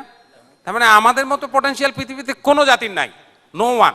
এটা আমি একদম গর্ব করে বলতে পারি, জোর দিয়ে বলতে পারি যে আমাদের এই ছোট্ট জায়গায় পার স্কোয়ার কিলোমিটারে 1100 লোককে খাওয়াচ্ছে এবং খাওয়া উদ্বৃত্ত আছে, এটা পৃথিবীর আর কোনো দেশের নাই। এই আমেরিকার মতো টেকনোলজির লোকেরও নাই, রাশিয়ার মতো পুতিন যিনি চালান সেরকম দেশেরও নাই। তার মানে আমাদের পটেনশিয়ালের কোনো অভাব নাই, আমাদের ইচ্ছার কোনো অভাব নাই। আমাদের তাইলে একমাত্র ঘাটতি কি? একমাত্র ঘাটতি হচ্ছে যে আমরা লক্ষ্য স্থির করে আগাই নাই। 2008 সালের আগ পর্যন্ত আমাদের দেশে আমরা সেরকম বড় কোনো স্বপ্ন দেখি নাই। এখন আমরা দেখতেছি, এখন আমরা 2008 সালে বলছি 2021 সালে মধ্য আয়ের দেশ হব, এখন বলতেছি 2041 সালে এই আমরা একটা উন্নত আয়ের দেশ হব। এবং এগুলো সবই সম্ভব, এগুলো সব অঙ্ক করে দেখানো যায় যে এগুলো সবই সম্ভব যদি তরুণরা আগায় আসে। তরুণরা যদি ঘরে বসে না থাকে, তরুণরা যদি সারাদিন ফেসবুকিং না করে, তাইলে কিন্তু এই দেশটা অনেক অনেক জায়গায় অনেক উপরে চলে যাবে। এবং এইটা কোনো রকম ভুল নাই, ভুল নাই বলে এই যে এখান থেকে বের হয়ে যাবার সময় ওই দিক দিয়ে হয়ে যাবেন। হ্যাঁ, পারলে ওখানে জিজ্ঞেস করবেন যে ভাই কোনো রুম খালি আছে নাকি, বলবে যে নাই। সোনারগাঁও হোটেলে কোনো রুম খালি নাই। ঢাকা শহরে যত 5 স্টার হোটেল আছে কোথাও কোনো রুম পাওয়া যায় না। তার মানে কি ওখানে বাঙালিরা থাকে? আমি আপনি এসে হোটেলে থাকি? তাহলে কে থাকে?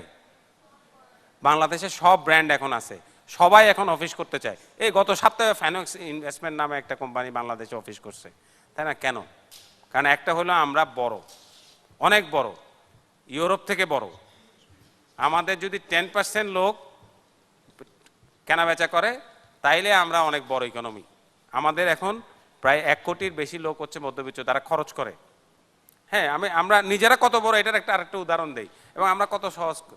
এই যে ঢাকা শহরে মহাখালী মোড় থেকে ইন্ডিপেন্ডেন্ট ইউনিভার্সিটি পর্যন্ত 2 দিক দিয়ে যাওয়া যায়, গুলশান 1 হয়ে অথবা গুলশান 2 হয়ে। ওখানে সারা দিনে আমরা কত টাকার বার্গার খাই? কত টাকার বার্গার খাই আমরা জানি? আমরা প্রতিদিন মাত্র 12 লক্ষ টাকার বার্গার খাই ওই জায়গায়, ঠিক আছে? এবং নর্থ সাউথ ইউনিভার্সিটিতে এক স্যারের জন্য আমরা টাকা তুললাম, স্যার অসুস্থ হয়ে গেছেন, তখন আমরা বলছিলাম ওইটা ক্যাম্পেইনে ছিল আজকে বার্গার খেও না, এবং একদিনে আমরা 13,50,000 টাকা তুলছি। তো আমরা এখন বার্গার খাইতে পারি যে বার্গার দাম 500 টাকা, ঠিক আছে? আমরা এখন এমন টি শার্ট পরতে পারি যেটার দাম 1000 টাকা। সো আমাদেরকে কেউ এখন এগুলো দেখাইলে কোনো লাভ নাই। হ্যাঁ, কেউ আমাদেরকে তোমাদের জন্য এগুলো না এগুলো বলে লাভ নাই। হ্যাঁ, এই যে পার হইলে, এই যে এফডিসির কোনা পার হইলে দেখবেন একটা নতুন হোটেল হচ্ছে, ঠিক আছে? ওটার নাম হইলো হলিডে ইন ঢাকা সেন্টার। আচ্ছা, ওকে। তাইলে আমি ওদেরকে জিজ্ঞেস করলাম ঢাকা সেন্টার কেন? বললেন যে আমাদের প্ল্যানে আরো 2টা আছে, ঢাকা নর্থ এবং ঢাকা সাউথ। তার মানে কি? তার মানে হচ্ছে আমাদের যে সম্ভাবনার জায়গাটা সেটা অনেক বিশাল, এবং সেইটাকেই এখন কাজে লাগাইতে হবে। এবং এইটা কাজে লাগানোর একমাত্র উপায় হচ্ছে নিজেকে তৈরি করা, সমস্ত সুযোগ যে সুযোগগুলো তৈরি হচ্ছে সেগুলাকে আগায় নেওয়া। আমি শেষ করব, শেষে একটা গল্প বলবো। এই গল্পটা আব্দুল্লাহ আবু সাইদ স্যারের, তো অনেকে হয়তো এটা শুনছেন। গল্পটা খুব সিম্পল। সেটা হচ্ছে এক বাবা তার এক ছেলেকে বাংলাদেশের ম্যাপ দিছিল। ছেলে বাংলাদেশের ম্যাপটা ছিঁড়ে ফেলছে, বাবা খুব খেপে গেছে, গিয়ে বসে এটা তুই জোড়া লাগাই নিয়ে আয়। কিছুক্ষণ পরে ছেলে ওটা জোড়া লাগা নিয়ে আসছে। বাবা খুব অবাক হয়েছে, তুই তো মানচিত্র বুঝোস না, ভূগোল জানোস না, কেমনে জোড়া লাগাইছো? সে বলছে, বাবা আমি মানচিত্র জোড়া লাগাই নাই। তাহলে কেমনে জোড়া লাগছে? বাবা আরো অবাক হয়েছে, বলছে এই মানচিত্রের পিছনে কতগুলো মানুষের ছবি ছিল, আমি মানুষগুলোকে জোড়া লাগাইছি, দেশটা জোড়া লাগিয়ে গেছে। তা আমাদের ওই কাজটাই হবে, আমরা মানুষগুলোকে জোড়া লাগাবো, মানুষগুলো যদি তৈরি হয় তাহলে বাংলাদেশটা তৈরি হবে। সবাইকে অনেক ধন্যবাদ।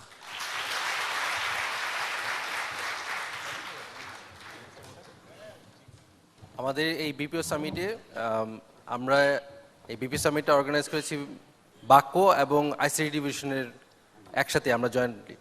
তো আমি এই অবস্থায় অনুরোধ করব আমাদের আইসিটি ডিভিশনের এডিশনাল সেক্রেটারি জনাব হারুন রশিদ স্যারকে কিছু বলার জন্য।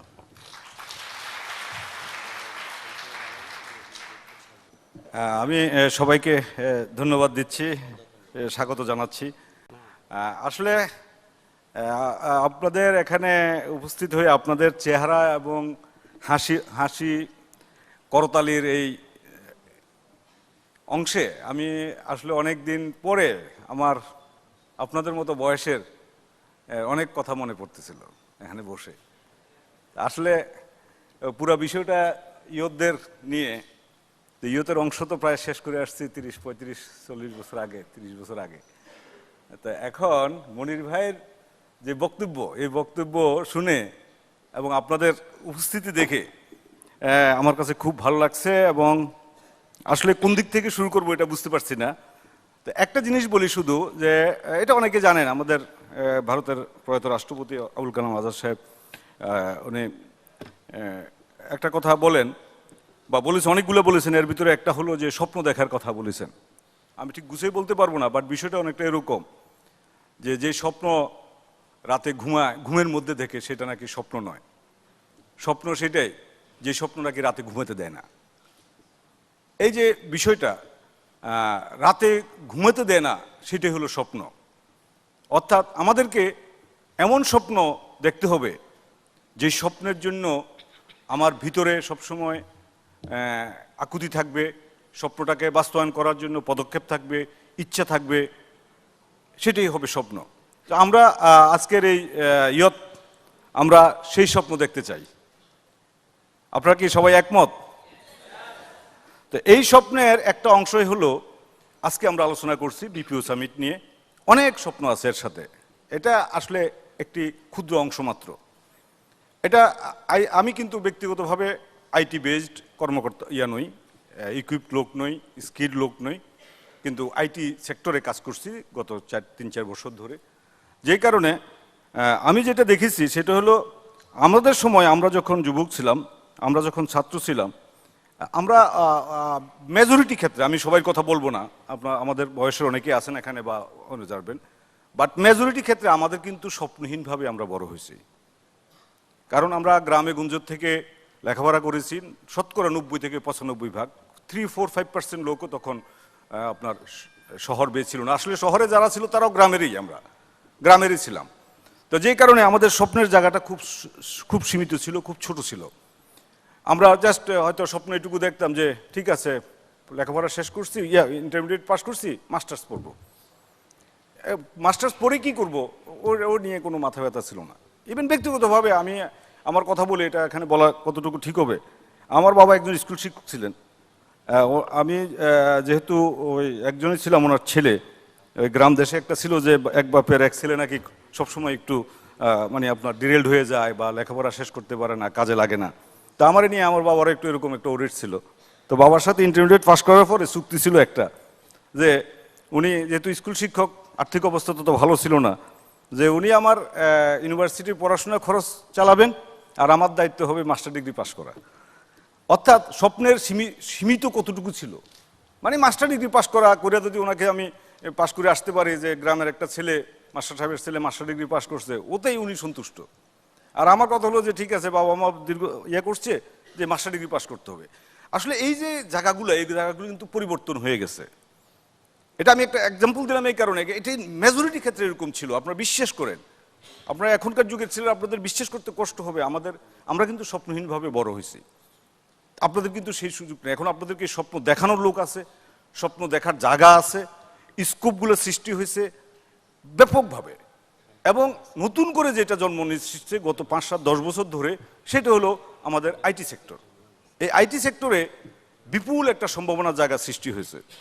একমাত্র আইসিটি ডিভিশন যেগুলো কাজ করছে তার কয়েকটি এক্সাম্পল যদি আপনাদের দেই, তাহলে আপনারা বুঝতে পারবেন যে আইটি ক্ষেত্রে যে ব্যাপক সম্ভাবনা।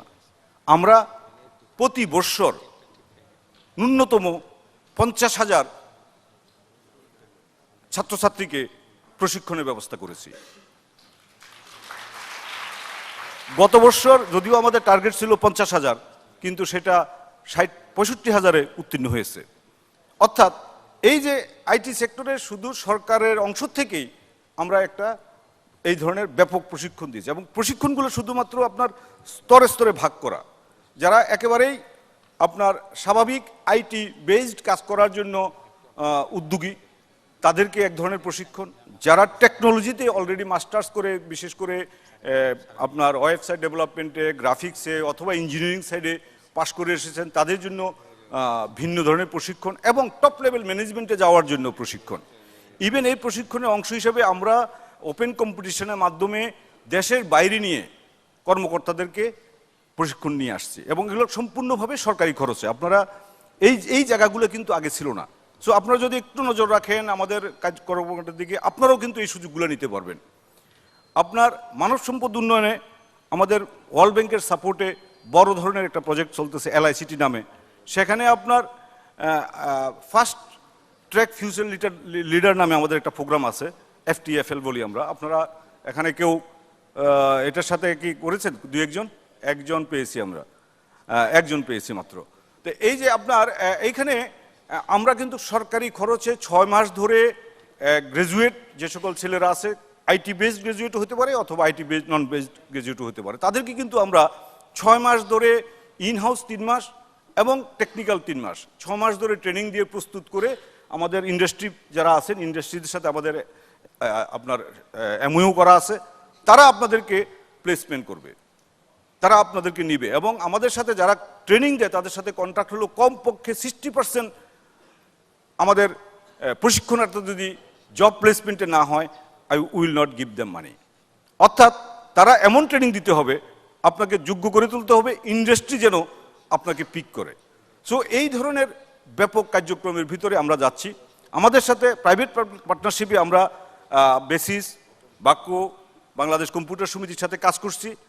সরকারের মূল উদ্দেশ্য হলো সরকার ব্যবসা করবে না, সরকার ব্যবসার পরিবেশ সৃষ্টি করে দিবে। সরকার প্রশিক্ষণের সাইটটা দেখবে, কিন্তু ইন্ডাস্ট্রি তার মতো করে গ্রো করবে এবং আপনাদেরকে অ্যাবজর্ব করবে। এবং এর সাথে নতুন যোগ হয়েছে এখন আপনার এই বিজনেস প্রসেস আউটসোর্সিং। এই বিজনেস প্রসেস আউটসোর্সিংয়ের বিষয়ে আমি আসলে বলতে গেলে এই লেভেলে আসলে ঠিক সঠিক শব্দ চয়ন আমার অনেক সময় হবে না, আমাকে ক্ষমা করবেন আপনারা। বিশেষ করে বাক্যর চেয়ারম্যান সাহেবও এখানে আছেন, সভাপতি মহোদয় এবং অন্যরা আছেন।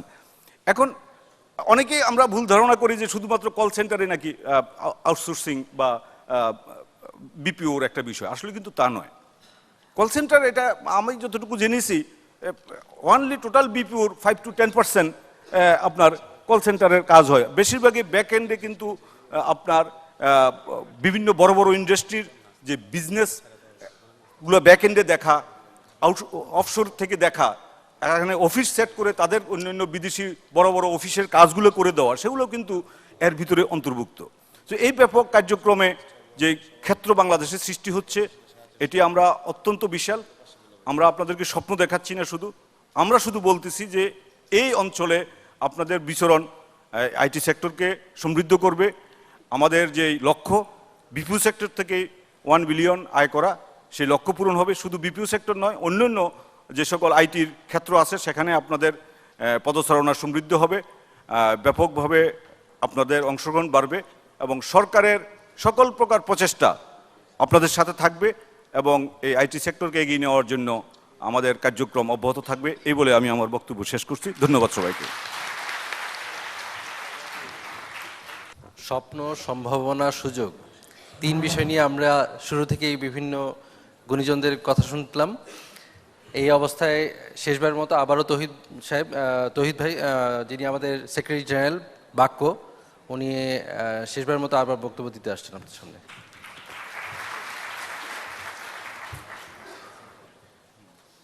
জি, ধন্যবাদ আমিনুল ভাই। থ্যাংক ইউ সবাইকে যে আমাদের লাস্ট 2 আওয়ার্স যাবৎ সবাই আমরা এখানে একসাথে আছি। আমি অনুরোধ করব আমাদের আমাদের বাক্য মানে সবাই জানি ICT ডিভিশনের নামটা আমরা সবাই শুনেছি। এই ICT ডিভিশন এবং বাক্য জয়েন্টলি কিন্তু BPO সামিট এই অনুষ্ঠানটা অর্গানাইজ করছে এবং এটা 2015 সালই না, অলরেডি 2016 সালে জুলাই মাসে আমরা করব, সেটা অলরেডি আমাদের ঠিক হয়ে গিয়েছে। সো এভরি ইয়ার আমরা BPO সামিট কিন্তু কন্টিনিউয়াস প্রসেস। আর আপনারা হলেন সবচেয়ে প্রথম অ্যাম্বাসেডর টিম। আমাদের মাননীয় প্রতিমন্ত্রী জুনায়েদ আহমেদ পলক, উনি আজকে আসতে পারেননি, উনি আন্তরিক দুঃখিত জানাচ্ছি আপনাদেরকে। উনি সবসময় বলেন যে তরুণরাই গড়বে দেশ, ডিজিটাল হবে। তরুণরাই গড়বে দেশ। তো বাংলাদেশকে ডিজিটাল করার দায়িত্ব কাদের?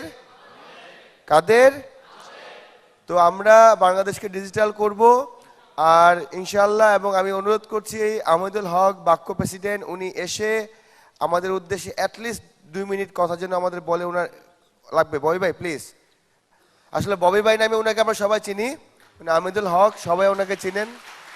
ওনার কোম্পানিরও কিন্তু আজকে অলমোস্ট প্রায় 35 এমপ্লয়িজ এখানে আছেন।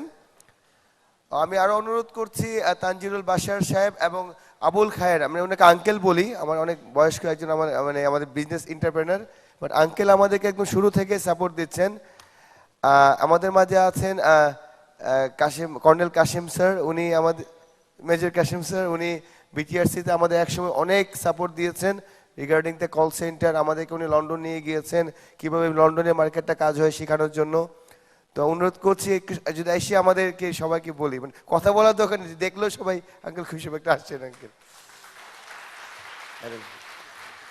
আসলে উই আর দ্য ফ্যামিলি, আমাদের যারা কাজ করছি আমরা কি সবাই একটা ফ্যামিলির মেম্বার। সো ফ্যামিলি মেম্বার হিসেবে আমাদের দায়িত্ব সবাইকে চেনা। সো আঙ্কেল আপনি একটু যদি, উনি খুবই ব্যস্ত একজন মানুষ, ওনাকে খুব কম পাওয়া যায়, খুবই ব্যস্ত, তার মধ্যে উনি সময় দিয়েছেন।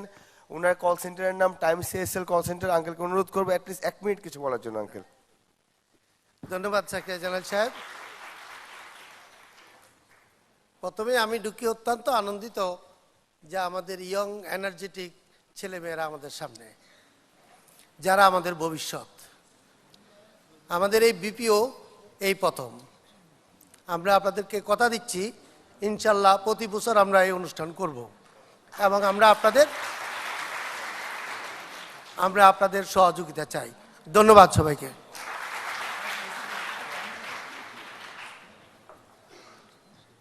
আসসালামু আলাইকুম। আমার পরিচয়, আমি একজন অবসরপ্রাপ্ত সেনা কর্মকর্তা মেজর কাশেম। আমার সুযোগ হয়েছিল 2009 সালে সরকারের সাথে সম্পৃক্ত থাকার। 2009 থেকে 2013 পর্যন্ত আমি বাংলাদেশ টেলিকমিউনিকেশন রেগুলেটরি কমিশনে কনসালটেন্ট হিসেবে কাজ করেছি। ওই সময়ে এই বিপিও ইন্ডাস্ট্রিটাকে এগিয়ে নেওয়ার জন্যে সরকারের পক্ষ থেকে আমরা বাক্যকে নিয়ে বার্মিংহামে, লন্ডন, ইংল্যান্ডের বার্মিংহামে একটা সেমিনারে পার্টিসিপেট করেছি এবং পরপর 3 বছর ওখানে সেমিনার করেছি বিপিওটাকে বাংলাদেশের তরুণদের মধ্যে ছড়িয়ে দিতে।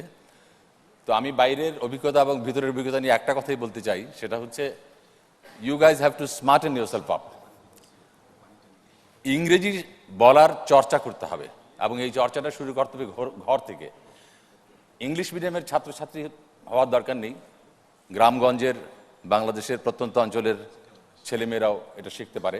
এর জন্য যেটা দরকার সেটা হচ্ছে নিজের শাইনেসটাকে ব্রেক করা। You have to come out of yourself, you have to start practising.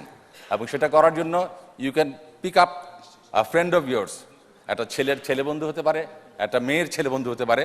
নিজেদের মধ্যে এই কথোপকথনটা শুরু করতে হবে। শুরুতে ভুল হবে, আস্তে আস্তে এই ভুলটা কেটে যাবে, একজন আরেকজনকে শুধরে দিলে পারে। অ্যান্ড মনির ভাই বলেছেন the best time to start anything is now. এখন থেকে এটা শুরু করতে হবে। এটা ঘরে ছোট ভাই বোনের সাথে করা যেতে পারে, স্কুলে, কলেজে, ইউনিভার্সিটিতে সহপাঠীর সাথে করা যেতে পারে এবং এটার মাধ্যমেই এই লজ্জার আবরণ থেকে বেরিয়ে আসতে হবে। Only then you can learn English. English is the easiest language in the world, consisting of 26 alphabets. বাংলাদেশের 39টা বাংলা ভাষার মতো স্বরবর্ণ ব্যঞ্জনবর্ণের কোনো ব্যাপার নেই এখানে। 26টা অক্ষরে ইংরেজি ভাষা। এটাকে কঠিন মনে করলেই কঠিন হবে। So I would request you, please practise this. বলা শুরু করো। আমি খাই ইংরেজি, আই ইট। আমি কি খাই? অনেকে হিমশিম খেয়ে যাবে। So you have to come out of this. Do I it? এটা বলতে অনেকে মাথা ঘামাবে, কি হবে কি হবে। তো so please start. Thank you. এবং আমাকে পরিচয় করে দেওয়ার জন্য আমি ধন্যবাদ জানাচ্ছি ববি ভাইকে। ববি ইজ এ ম্যান যে এই বিপিওটাকে এগিয়ে নিয়ে যাচ্ছে। আমি 2009 থেকে তার সাথে কাজ করেছি। আমি 2001 সালে সেনাবাহিনীতে রিটায়ার করেছি। 2009 থেকে 2013 পর্যন্ত বিটিআরসিতে ছিলাম। এখন আমি একটা প্রাইভেট ফার্মে কাজ করি, একটা সফটওয়্যার ফার্মে, ডাটা পার্ক তার নাম। আমরা আইসিটি ট্রেনিংয়ের উপরে কাজ করি, ওরাকল নিয়ে কাজ করি। আমরা বেসিসের মেম্বার প্লাস ওরাকলের পার্টনার। সো আমি যখন খবর পেলাম, ববি যখন আমাকে জানালো, I was very eager to come. Yesterday আমার একটা পার্সোনাল কমিটির জন্য আসতে পারিনি, বাট আজকে আমি সকালে নাস্তা না করেই ছুটেছি যে I must go and attend at this seminar. So all the best for বাক্য and all the best for you guys. Thank you very much. ধন্যবাদ স্যার। নাস্তার কথা বলে তো সবারই ক্ষুধা লেগে গেছে, তো আমরা অনেকে নাস্তা করে আসিনি, তো আমাদের লাস্ট ক্লোজিং এর পরে বাইরে আমরা যাব, যে নাস্তা করবো একসাথে, ঠিক আছে? I'm going to speak in English. Major Kashem just spoke about English, and also I want to talk about language. One of the most important part of this industry is communication. Communication, communication, communication. We all thought that English is going to be a big problem for us. Unfortunately, that's the least of our problem. What we are now finding, Bengali is a problem for us. What we are finding is that we are not typing, we cannot type in Bengali. We cannot do proper grammar in Bengali. We cannot speak in a professional way in Bengali. So in this sector, the key is language. And one of the other things that I would also like to point out is listening skills. Effective listening skills, listening to others is going to be very crucial in this industry. Being confident when you speak is going to be very critical for this, for yourself. And how the confidence will come? The confidence will only come if you know the knowledge. And knowledge you have to seek. I mean, unfortunately, if you go to school, they give you books. You go to the university, a lecturer tells you things. We have to go beyond that. All right? This is a sector where if you do choose to come in, the training, the learning that you will get is going to benefit you. It's a transferable skills that I say. And I can guarantee you that if you do work in this sector for a few years, you will be much more confident than anybody who's just coming out of the university has never worked. All right?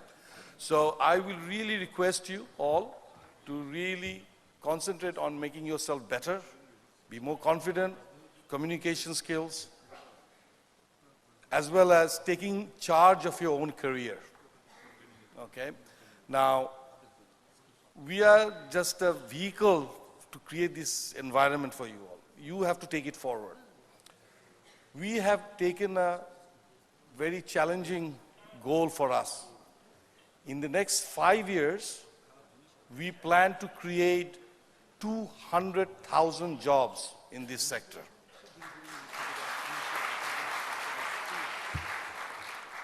And with a couple of years of experience, and if you are good at your communication, I can also say that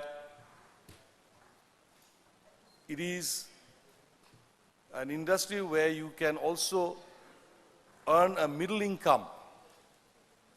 And that is, you would be earning more than 30,000-40,000 taka a month in this sector. And that's quite a lot for a starting industry, all right? So I will really speak to your family, also very important. The other thing that I want to let you, because if you want to go to international market, you will have to work at night. Why do we have to work at night? Because in the States, when we are servicing there, they are daytime, which is a night time here. So you have to take your family along. They have to support you. They have to understand this industry. And yesterday we talked about the career quite a lot. And that career is not only just engineer, doctor, that's very important. I think we need them too. But there are many other type of careers that you should seek, especially in the ICT and BPO sector. So one request that I will go, make yourself better. Take charge of your own learning. And that is going to be the critical in this sector.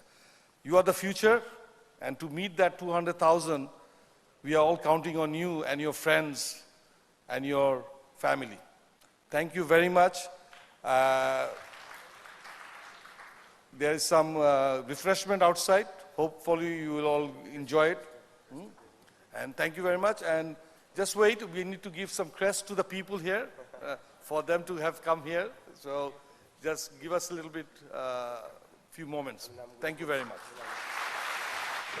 G thank you প্রথমে আমি request করব যে আমাদের অতিরিক্ত হারুন স্যারকে একটা craze দেওয়ার জন্য sir G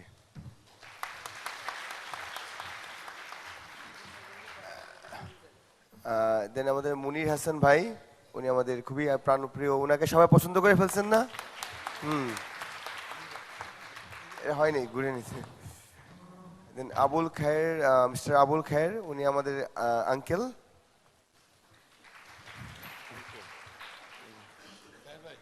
then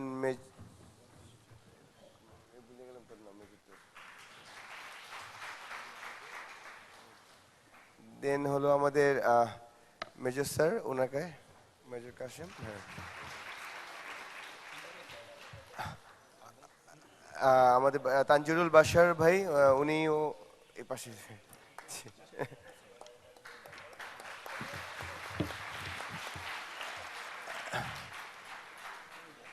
thank you and Aminul Haque two Haques and লাস্টে আমি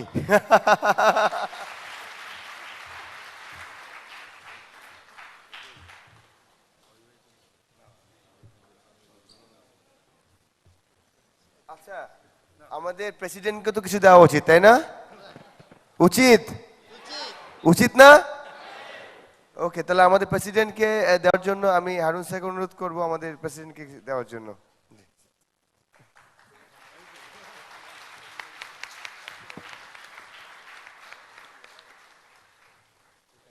আচ্ছা একটা সেলফি না তুললে কি হবে সবাই মিলে হয় না তো একটা সেলফি লাগবে না কারো কাছে সেলফি স্টিক আছে এনি ভলান্টিয়ার প্লিজ চলে আসেন আপনি এখানে একটা লাস্ট সেলফি সবাই একসাথে তারপর আমরা বেরোবো সবচেয়ে বড় সেলফি হবে বাংলাদেশের ইতিহাসে এটা না আমাদের মাঝে জব্বার মুস্তফা জব্বার সাহেব ভাই এসছেন উনি একটু লেট হয়ে গেছে জব্বার ভাই আমি আপনাকে দুইটা ওয়ার্ড বলতে পারবো ইয়াং পিপল থেকে প্লিজ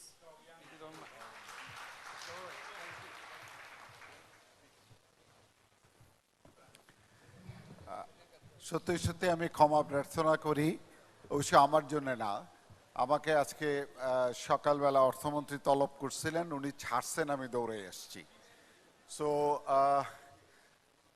আপনাদের সবাইকে স্বাগত জানাই বিশেষ করে আমি যে জায়গাটাতে অনেক বেশি পছন্দ করি সেটি হচ্ছে আমার সামনে যারা বসে আছেন তাদের প্রায় বোধহয় ৯৯ ভাগের বয়স ৩০ বছরের নিচে এবং আমি মনে করি বাংলাদেশের ভবিষ্যৎ আপনারা এবং আপনারা এই ভবিষ্যৎকে আপনাদের মতন করে গড়ে তুলতে পারবেন এবং সেই ক্ষেত্রে আমাদের জেনারেশনের দায়িত্ব হচ্ছে আপনাদের পথটাকে যতটা পারি মসৃণ করে দেয়া আমাদের চেষ্টার কোনো ত্রুটি আছে বলে আমরা মনে করি না বিশেষ করে সাম্প্রতিককালে আপনারা যদি ২০০৮ সালের পরের সময়টুকু দেখেন তাহলে লক্ষ্য করে থাকবেন সরকারিভাবে যেমনি করে বাংলাদেশের পুরো সামাজিক কাঠামোর ক্ষেত্রে প্রভাব বিস্তার করার জন্য চেষ্টা করা হয়েছে বেসরকারি খাত থেকে উদ্যোগ নেওয়া হয়েছে আমরা সরকারি বেসরকারি খাত একসাথে থেকে কিভাবে কাজ করছে বোধহয় এটি আরেকটি উজ্জ্বল দৃষ্টান্ত এবং পাশাপাশি দেখতে পাচ্ছেন একজন জয়েন্ট সেক্রেটারি এবং বাকুর প্রেসিডেন্ট দুইজন পাশাপাশি দাঁড়িয়ে থেকে আমরা একসাথে আপনাদের সামনে উপস্থিত হতে পেরেছি আমি যে জায়গাটাতে মনে করি যে থিম থেকে কথাটা বলা হয়েছে সেটি হচ্ছে যে প্র্যাকটিক্যালি বাংলাদেশ সারা পৃথিবীর জন্য একটি বড় ধরনের সম্পদের ভাণ্ডার এবং এই সম্পদ আপনারা এই সম্পদের জন্য যেটি গুরুত্বপূর্ণ বিষয় সেটি হচ্ছে আমাদের তরুণদের মধ্যে নানা ধরনের অস্থিরতা কাজ করে তারা ঠিক মতন সিদ্ধান্ত নিতে পারে না অনেক সময় নির্দেশনার অভাব দেখা দেয় এবং অনেক সময় যেটি মনে করা হয় সেটি হচ্ছে যে আমি কি করব অথবা কি করব না কোথায় শিখব না এই জায়গাটা স্থির করা সম্ভব হয় না আমি ববি ভাইয়ের কাছ থেকে জাস্ট একটা চমৎকার ইনফরমেশন পেয়েছি সেই ইনফরমেশনটা আমি শেয়ার করতে চাই বাংলাদেশে যে হারে আমাদের ব্যাক অফিস আমাদের এই বিপিও খাতে যে ধরনের অগ্রগতি হচ্ছে তার মধ্যে আমাদের যেন ভুল ধারণা না থাকে। প্রথমত হচ্ছে এটা এমন কাজ না যে জাস্ট স্টেপ ইন করলাম এবং কাজ করা শুরু করে দিলাম। এই ক্ষেত্রে সবচেয়ে বড় যে জায়গাটি দরকার সেটি হচ্ছে আমার দক্ষতা, এবং দক্ষতা যদি না থাকে যত স্বপ্ন অথবা যত কিছুই থাকুক সম্ভবত এই দরজায় ঢোকাও যাবে না। আরেকটি বিষয় আমি বলতে চাই, সেটি হচ্ছে যে অনেকেই আমাদেরকে যখন হেদায়েত করেন, বিদেশিরা যখন রিপোর্ট দেন অথবা বিদেশিরা যখন আমাদেরকে কিছু করার জন্য বলেন, তাহলে প্রথম যে দুর্বলতাটি চিহ্নিত করে এই দুর্বলতাকে বলা হয় আমরা ইংরেজি জানি না। ইংরেজি জানি না এটা একটি দুর্বলতা হতে পারে, কিন্তু আসল দুর্বলতাটা ইংরেজি জানি না এটি বোধ হয় না। আমাদের আসল দুর্বলতা আমরা কমিউনিকেশন করতে জানি না, এবং সম্ভবত আমরা বাংলা ভাষাও জানি না। আমি ববি ভাইয়ের কাছ থেকে শুনেছি উনি বাংলায় কাজ করার জন্য লোক খুঁজে পান না, এবং ওনাদের বিপিও সেক্টরের যে গ্রোথ আছে, তার যে পরিমাণ কাজ আছে, ওনার কথাই হচ্ছে 90% বাংলাদেশ ভিত্তিক। আমি নিশ্চয়ই বিশ্বাস করি বাংলাদেশ ভিত্তিক যে কাজ, সেই কাজের জন্য আমরা নিশ্চয়ই আমেরিকান আর ব্রিটিশ অ্যাকসেন্টের ইংরেজি দিয়ে কথা বলবো না, কিন্তু আমরা যদি সিলেট, নোয়াখালী আর চিটাগংয়ের ভাষায় কথা বলি তাহলে একটু সমস্যা হবে। অতএব সেই জায়গাটার ক্ষেত্রে আমি আপনাদেরকে অনুরোধ করব যে আমাদের আসলে কমিউনিকেশন স্কিল দরকার, এবং কমিউনিকেশন স্কিল যদি আমার থাকে তাহলে ইংরেজির জায়গায় ইংরেজি, আরবির জায়গায় আরবি, যেখানে যে দেশে যে ভাষায় আমার কথা বলা দরকার আমি সেই জায়গায় দক্ষতাটা অর্জন করব। একটা বলে রাখা দরকার, ইংরেজিতে হয়তো 10 লক্ষ শব্দ আছে, আমার কাজ করার জন্য কিন্তু 10 লক্ষ শব্দ দরকার নাই, বড় জোর 1005 বা 1010 শব্দের দরকার। অতএব আমার শেক্সপিয়ার হতে হবে না, আমাদের ওই স্কিলটা যদি থাকে তাহলে বোধহয় আমরা কাজ করতে পারবো। আমি আবারও আপনাদেরকে অভিনন্দন জানাই, ধন্যবাদ জানাই এবং কৃতজ্ঞতা প্রকাশ করি, এবং আপনাদের সকলের ভবিষ্যৎ উজ্জ্বল হোক এই কামনা করি।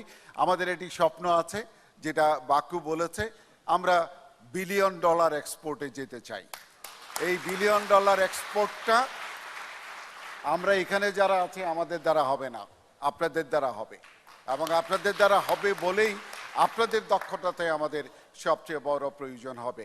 শেষ কথাটি যেটি, বিপিও সেক্টরে আমার কম্পিউটার সায়েন্সের গ্র্যাজুয়েট দরকার নেই। অতএব আপনারা যারা সাধারণ শিক্ষায় শিক্ষিত, বাংলা, ইংরেজি, অঙ্ক, ইতিহাস, ভূগোল যা যা খুশি পড়ছেন, সেই বিদ্যাটা নিয়ে কিন্তু আমরা বিপিও সেক্টরে ঢুকতে পারবো। শুধুমাত্র দরকার যেটি, সেটি হচ্ছে বিপিওতে কাজ করার জন্য সুনির্দিষ্ট দক্ষতা যেন আমি অর্জন করি। ধন্যবাদ আপনাদের সবাইকে। যে আমাদের মাননীয় প্রেসিডেন্ট স্যারকে আমাদের ক্রেজ দিচ্ছেন। তো আমরা এটা আনুষ্ঠানিক সমাপ্তি ঘোষণা করছি আমাদের এই সেমিনারটার। এই পরে সবাই আমরা 2টা সেমিনার হচ্ছে আমাদের মেঘনার ব্যালকনিতে। আপনাদের রিফ্রেশমেন্টের পরে আপনারা ওখানে জয়েন করেন, কারণ সেখান থেকেও শেখার আছে, শেখার কিন্তু শেষ নেই। তো আপনারা যারা ফ্রি আছেন, মেঘনা ব্যালকনি আউটসোর্সিং বা অপরচুনিটির উপরে সেমিনার আছে, আপনারা চলে যাবেন ওখানে। ঠিক আছে, থ্যাংক ইউ।